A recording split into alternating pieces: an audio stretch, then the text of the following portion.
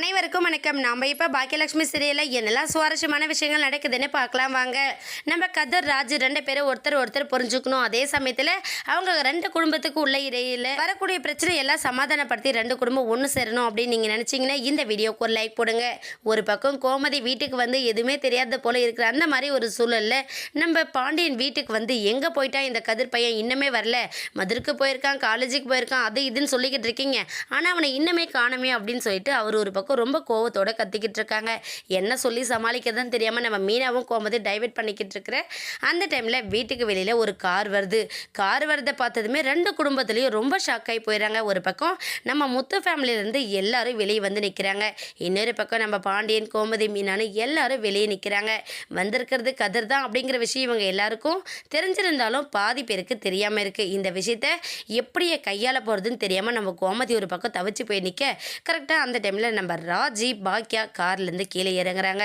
இதை பார்த்ததுமே நம்ம ராஜியோட அம்மா, சித்தி, அப்பான்னு ரொம்ப ஷாக் ஆகி போயிடுறாங்க. என்னடா இது, நம்ம வீட்டு முன்னாடி ராஜி மாலையங்கழுத்தமாக வந்து இறங்கியிருக்காளே அப்படிங்கிற மாதிரி அவர் பார்க்க இன்னொரு பக்கம் நம்ம கதிர் சொல்லவே தேவையில்ல. கதிரையும் ராஜியும் ஒன்றா பார்த்ததும் நம்ம முத்து குடும்பத்தில் இருக்கிற எல்லாருமே ரொம்ப கோவப்பட்டு கத்த செய்கிறாங்க.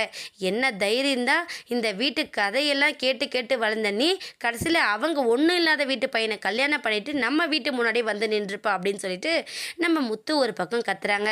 உடனே ராஜோட அண்ணன் ஒரு பக்கம், இடே என் தங்கச்சி ஏமாற்றி அவள் முன்னாடி சுற்றி வந்து அவளை தெரியாமையே கல்யாணம் பண்ணி கூட்டிகிட்டு வந்திருக்குன்னா நீ எப்படிப்பட்ட ஆளாட இருப்பா அப்படின்னு சொல்லிட்டு நம்ம ராஜோட அண்ணன் ஒரு பக்கம் நம்ம கதிர் அடிக்க கையை ஓங்கிடுறாங்க. உடனே அது மட்டும் இல்லாமல் அவங்க வீட்டில் இருக்கிற எல்லாருமே அவளை கூட்டிகிட்டு ஓடினது இந்த வீட்டிலேருந்து எடுத்துகிட்டு போன நகை பணத்தெல்லாம் என்னடா பண்ணீங்க அப்படின்னு சொல்லி கேட்குறாங்க. என்ன சொல்லி சமாளிக்கிறதுன்னு தெரியாமல் நம்ம கதிர் ஒரு பக்கம், ராஜு மேலேயும் பிரச்சனை வரக்கூடாது, வேற என்ன சொல்லி சமாளிக்கிறதுன்னு தெரியாமல் நாங்கள் எடுத்துகிட்டு போன பணம் எல்லாம் செலவாயிடுச்சு அப்படின்னு சொல்லிட்டு ரொம்ப சாதாரணமாக சொல்லிடுறாங்க நம்ம கதிர். இதை கேட்டதுமே நம்ம ராஜு ரொம்ப ஷாக் ஆயிடுறாங்க. ஏன்னா நம்ம பண்ண தப்பால் நம்ம கதிர் இப்போ சேர்த்து திட்டு வாங்குறாங்களே அப்படிங்கிற ஒரு எண்ணம் நம்ம ராஜோட மனசுக்குள்ளே வந்துடுச்சு.